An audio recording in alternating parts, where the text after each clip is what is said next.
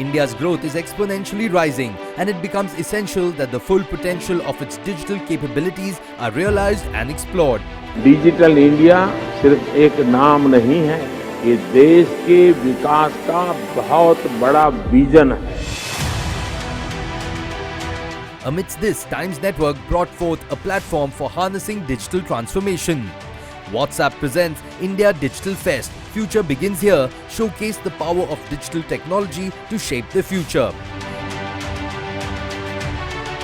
Through specially curated sessions attended by government leaders and industry experts, the event brought forth the digital ability to surpass human imagination.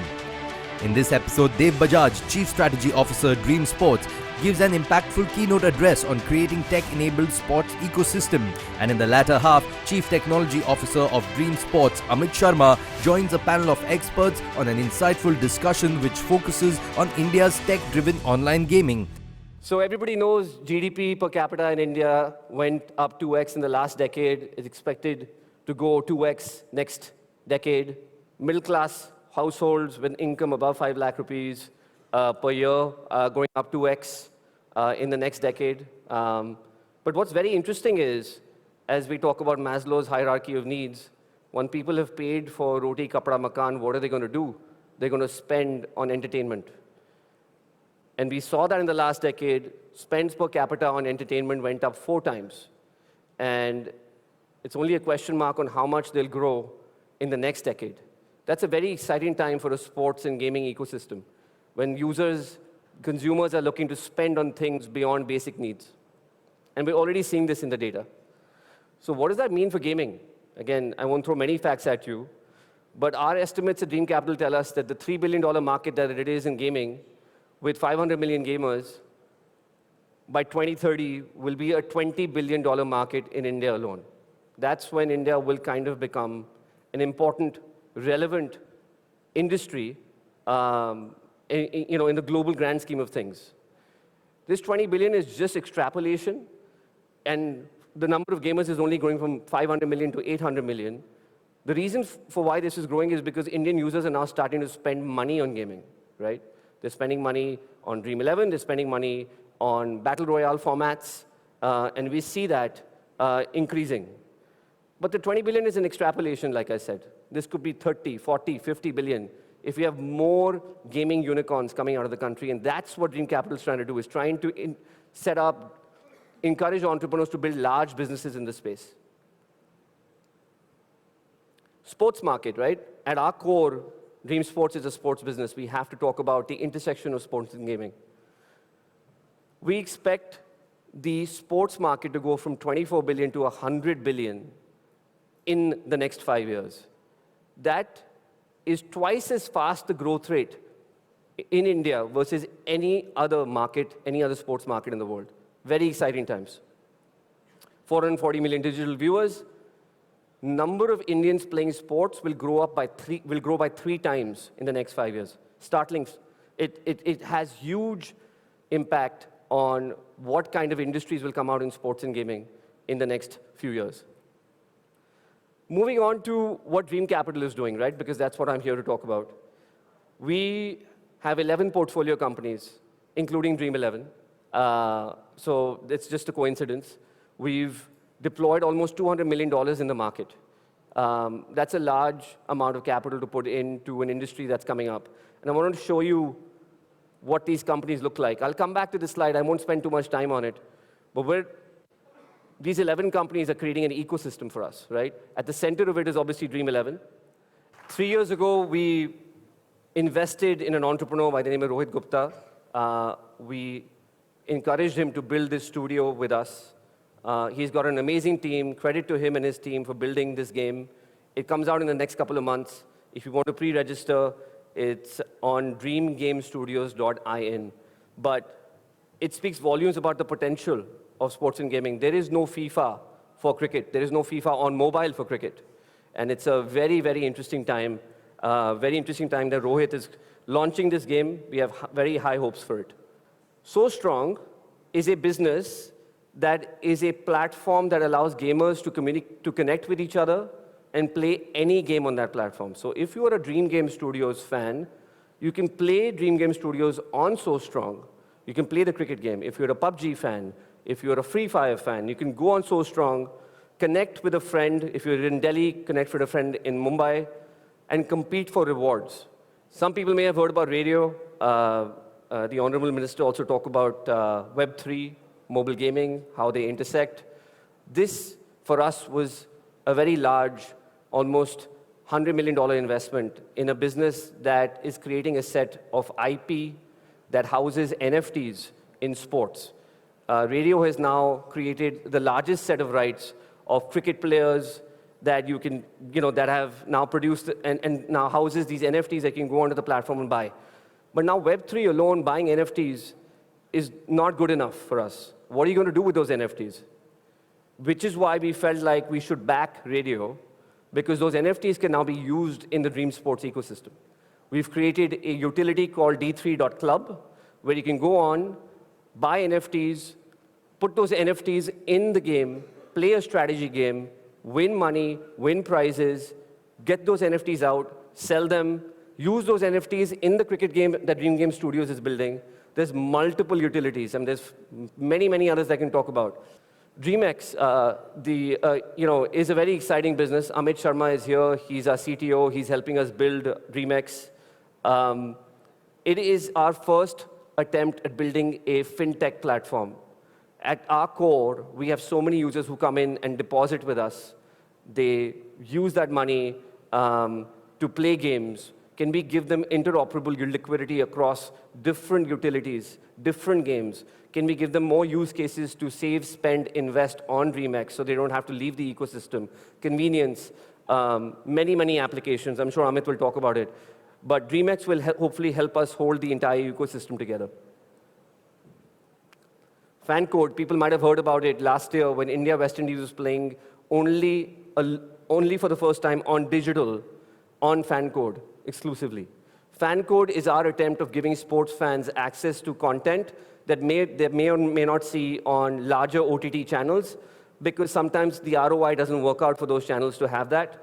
We as sports fans want to offer anything, tier 2, tier 3 sports. You want to watch Ranji Trophy, you want to watch CPL, Legends League, all of it is available on fan code. Dreamcast is something that we coined, I think, a couple of weeks ago.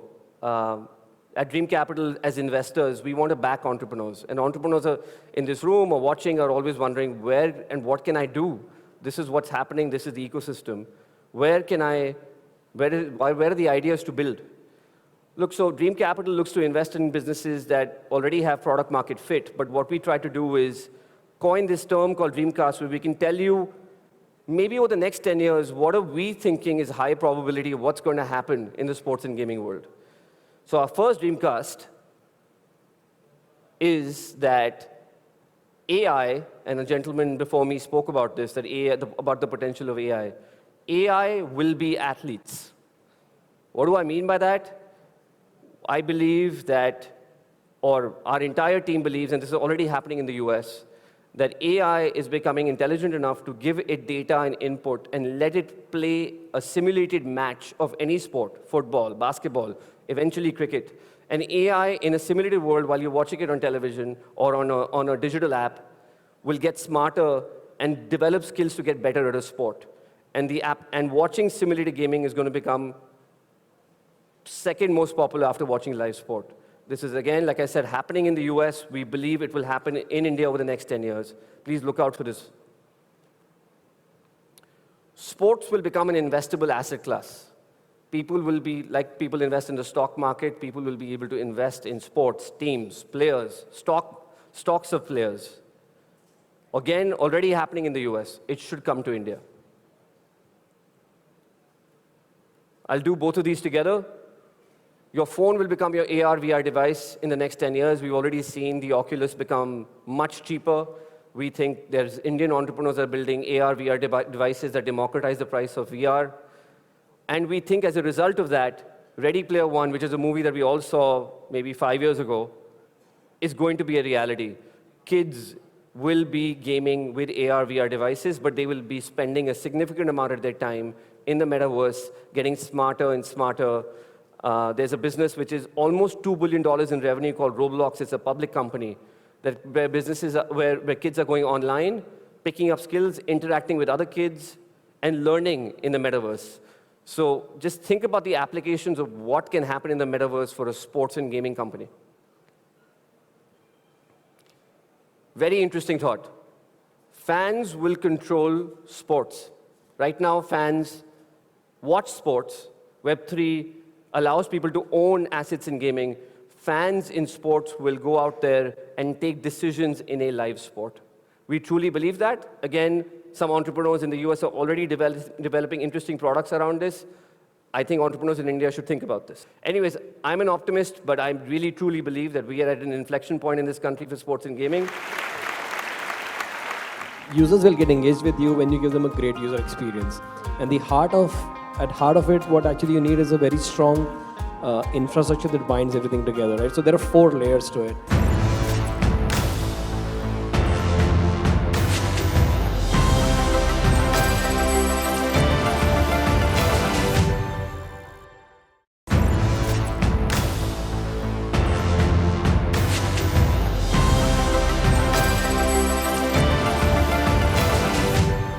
So we're here to talk about gaming as an industry, and they've, of course, had a very fascinating presentation, which really throws open your mind to just what the future and potential of gaming could be in the next decade, as we're calling it. Rameesh, if I could start off with you, because in many countries, when it comes to gaming, it's gone past the, tipping point of adoption by the mainstream media, as we call it, right? I mean, interactive entertainment is displacing books, music, movie, TV, all that we've consumed media to be. And gaming, in that sense, has been the start of it all, right? That was the first to go digital. What do you think lies ahead in the future, here at a time when we're talking 6G already? Great question. I would say that if you look at the evolution of gaming that we have all gone through, I mean, you have come from those big elephant-sized hardware consoles to such miniaturized now mobiles. I mean, mobile is now breaking all the records, penetrating well across the gaming ecosystem. Also because it has democratized access to anybody and everybody, thanks to internet connectivity. And as you rightly pointed out, with more and more bandwidth and broadband coming in, whether it's 5G, 4G, 5G, or even 6G, the content penetration has now become more seamless and easier. And adding on to that is the fact that we are now seeing usage across right up to the hinterlands. So you will see more and more technology evolving where people will be going beyond the mobile someday when everything becomes virtual and you're able to play things not just on the touch of the screen, but just adding some gadgets and playing around. You will see more and more evolution happening on that front with AR, VR, and all of that stuff coming in. Amit, does it have to be sports? Or is the potential of gaming beyond what we have imagined in our realms at the current day and age?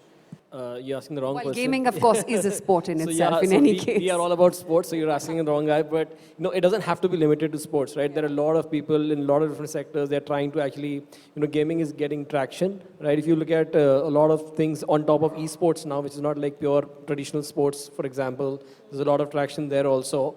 But however, I would definitely talk about everything around sports because we have, like as they've just said before us, right? We're trying to create an ecosystem, right? So for us, the last 10 odd years have been spent in building one of the world's leadest fantasy sports platform, right? So we are saying that, okay, how does Dream Sports now contribute as we go from now, this innovation that's happening in online gaming and the sports tech sector, how does Dream Sports contribute to that?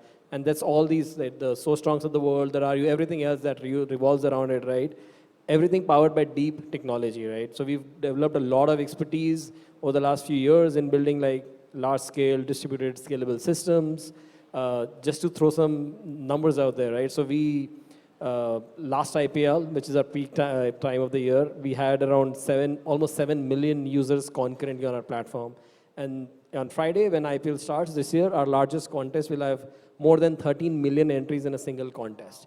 So, so that's to actually build a technology platform that can actually sustain that kind of scale. You really need to have talent that actually is upskilled, learns how to actually create user experiences that are immersive, that actually users flock to our systems. So yeah, so that's the future for us. So we're using that expertise that we built on Dream 11 and trying to replicate across everything else that we're actually trying to do under the Dream Sports ecosystem. So that commercial gaming in India, how difficult is it to stretch and penetrate beyond the cricket crazy nation that we are? See, interesting question. I think the analogy that I can give you is media. When OTT platforms came up in India, everyone said Indian consumer doesn't pay for content, right? Television is, we are hardly paying anything, $1, and we get 800 channels. And we proved that wrong over time. So started with Disney, Hotstar, Amazon, Netflix, at those price points have proven it wrong. I think the same is true for gaming. The commercialization of gaming, and you saw some of the figures that people before this have talked about, Yeah. the primary source of revenue in gaming is coming through in-app purchases. And that's the business model shift in gaming that has happened. From buying, $60 on the console, you play for free, and then you keep buying through the course of the game in microtransactions. That is what has changed. So the Indian gamer, much to the belief that we don't pay, the Indian gamer pays. They just have to see the value in it. And that's what is going beyond that. And that is just casual gaming. I mean, if you see what Dream 11 has put together, that has taken gaming as an industry to the next level, to the next stratosphere. And it's happening because the consumer is paying. It's not that the consumer is not paying. But Ramesh, many of us don't think like that, but esports is different than gaming, right? Gaming is the mother umbrella, if I can call it that.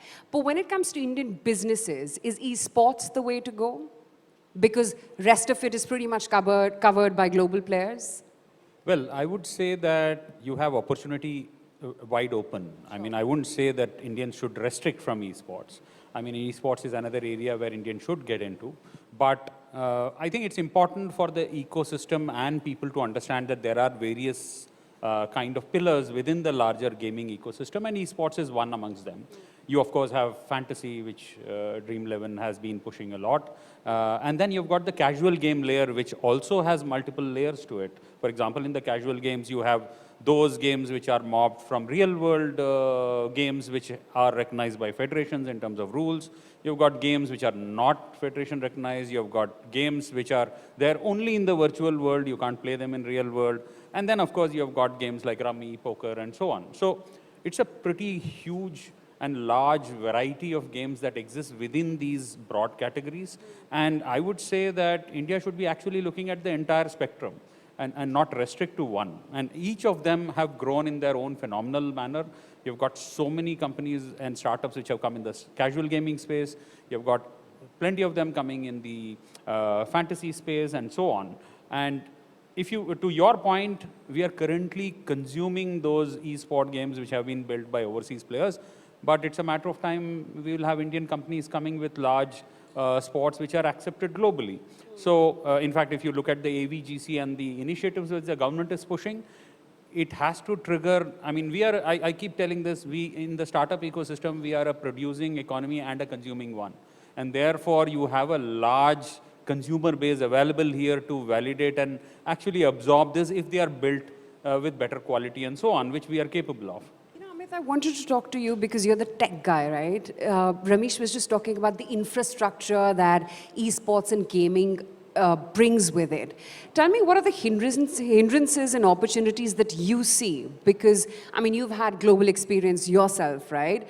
How do you imply all of that to India? And is India the talent and the consumer market that can absorb it all? See, what you need to give...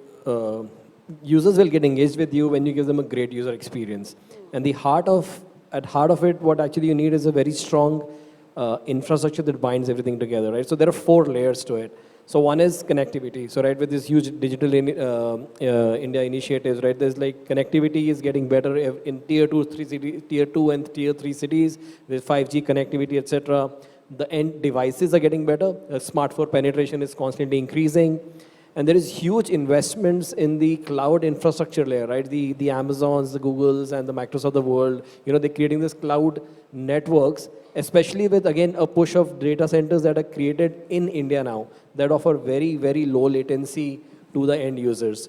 all of this enables players like Dream 11 and everything else that Dream Sports and the other gaming unicorns are doing, right? They allows us game publishers to actually take our games to the end consumers, right? This reach, the increase in reach that is happening because of this development is like a huge tailwind that I can see that will definitely increase the users that actually start playing the game, start interacting with the ecosystem. So that's a huge opportunity from that perspective. On the other hand, to actually create a game at this scale for such large volumes in India, the technology choices are same as that you would need that ones that are created abroad, right? In the Silicon Valleys of the world, right? There's no difference, right? So you still need those emerging technologies like machine learning, AI. So for example, every single app right now tries to personalize the user experience. In Dream 11, for example, the contests that you play, your offers or the payment methods that you want to do, all of that is personalized to you. That's using our machine learning algorithms. We want to provide so data security is key to us, right? So we want to make sure that we protect all the users that are there on the gaming platforms. So we invest heavily in machine learning to avoid fraud prevention into our systems. So, these ways we actually use AI and ML technologies in a lot of different ways.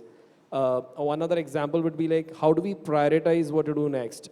It's very easy. You talked a little bit about how do we make money, right? But as a business, when you're trying to make decisions, if you keep constantly thinking about that North Star and make your decisions, your product doesn't do that well in general, right? So you need to optimize multiple metrics. Now, how do you find connections between those two different metrics that eventually lead to monetization? So we're investing in something called as causal inferencing. So we've actually collaborated with Columbia University in New York to actually understand this deep technology. What it lets you do is it lets you use data and understand the relationship between various metrics that you're actually using. So then you can actually, prioritize your features and things that you want to do on your platform and try to optimize these various other metrics which indirectly lead up to your top line becoming better. So these are all the methodologies that have been used in, as I said, both in Silicon Valley and other parts of the world, and we're doing the same things in India as well. So that's very exciting. Sidharth, you'd like to add to that? I mean, are Indians willing to pay for each and every price point within a game? So, the gaming industry has gone through a very interesting evolution, and I'm just talking about India. Sure. So if you look at 7-8 years back when it was really growing, it was console, right? And console essentially meant it's the Jorbags and the golf course roads and the South Delhis that got covered. Then it went to PC, and it got covered a little more of the population. But mobile gaming is what changed the landscape of gaming, right? It democratized gaming. The lingua franca changed from English to Hindi, right? So at one point in time, if you Google PUBG, the top 10 cities that people came from were Aizawl, were Ranchi. Delhi and Bombay were not in the top 10 cities all of a sudden. We don't have spaces for PUBG. So, at least Bombay doesn't. Right. So I think what's happening is that there are various price points that you will find consumers willing to pay. But like I said, we are value seekers, right? As Indians, we are value seekers. If we believe we are getting value in what we are spending, we'll spend. And a lot of AAA games in India have seen that trend changing where hardly no one spending to, hundreds and thousands of people start spending money and doing those microtransactions. So yeah, there are every price point, there are enough and more consumers, and that keeps increasing by the day, by the month. Thanks so much, gentlemen, for taking the time out. Thank you so much.